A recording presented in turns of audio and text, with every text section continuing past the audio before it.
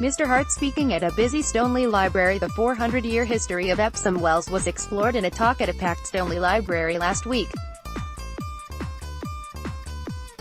Bourne Hall Museum curator Jeremy Harte spoke about the various stages in the life of the wells since Epsom salts were discovered in 1618.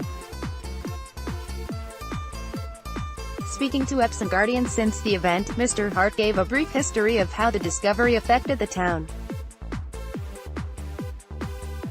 He said, "This year marks the 400th anniversary of the day when Henry Wicker's cow refused to taste some salty waters on Epsom Common, and local entrepreneurs realized that people would drink what cattle wouldn't." The story sounds legendary, but Mr. Wicker is real enough. We found him in the assize records. He was a farmer, like many of the locals who began hiring out rooms to spa bibbers from London.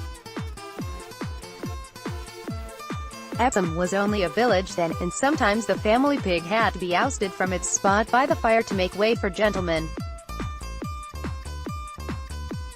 By 1663, when Samuel Pepys came down for the day, there were two inns, the King's Head, which was minting its own pennies to make good a shortage of small change for customers, and the new inn, built nearer the wells, reusing blocks of stone from the demolished glories of Nonsuch Palace.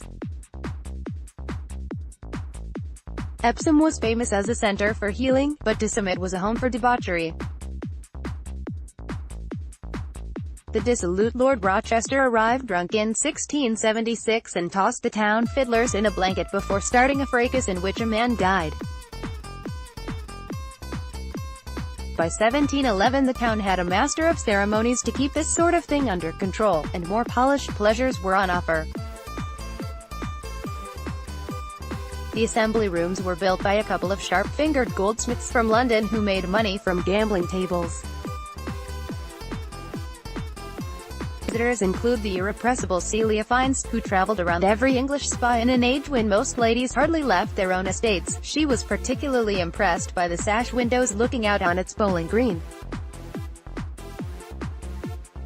An enterprising apothecary, John Livingstone, built a second spa complex in Epsom itself, behind the Albion, where he sank a well to the right depth for collecting magnesium sulfate, and supplied all the necessary amenities.